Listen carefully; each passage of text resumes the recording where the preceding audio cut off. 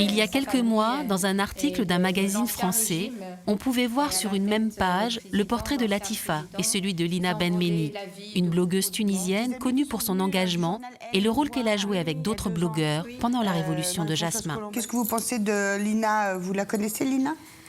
Oui, en fait, je connais Lina pendant la Révolution, quelques jours avant le 14 janvier. Oui. Et elle était très active voilà, sur Internet.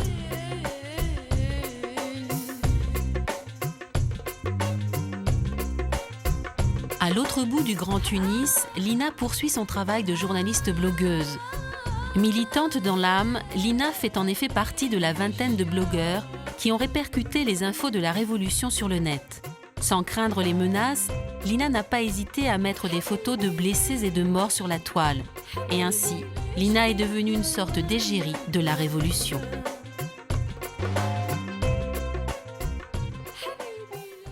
Voir dans un article son image de jeune fille moderne juxtaposée à celle de Latifa, femme voilée, ne la choque pas.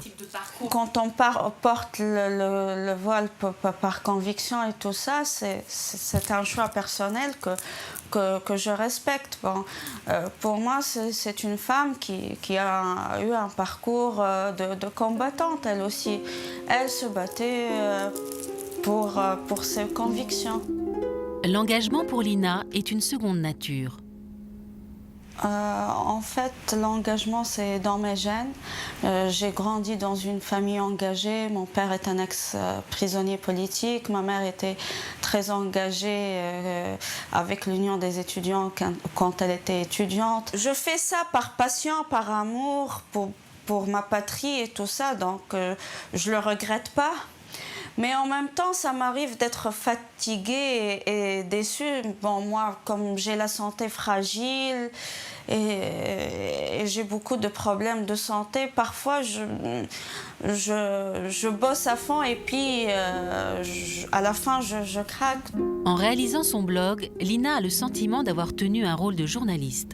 Et c'est surtout avant la Révolution, parce qu'avant, les journalistes ne faisaient pas ce travail.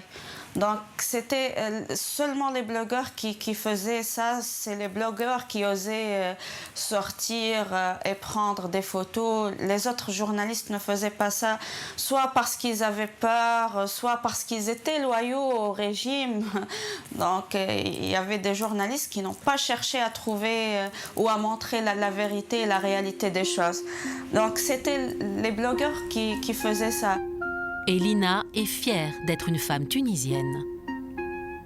Une Tunisienne, c'est une femme libre, active, qui aime son pays, qui veut donner à ce pays, qui veut vraiment faire avancer les choses.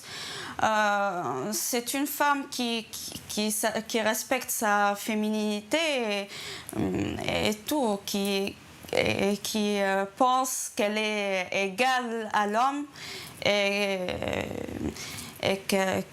qui croit en elle-même, en ses capacités.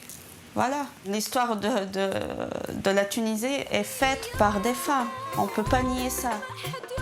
Avant de partir, Lina tient à poser une question à Latifa.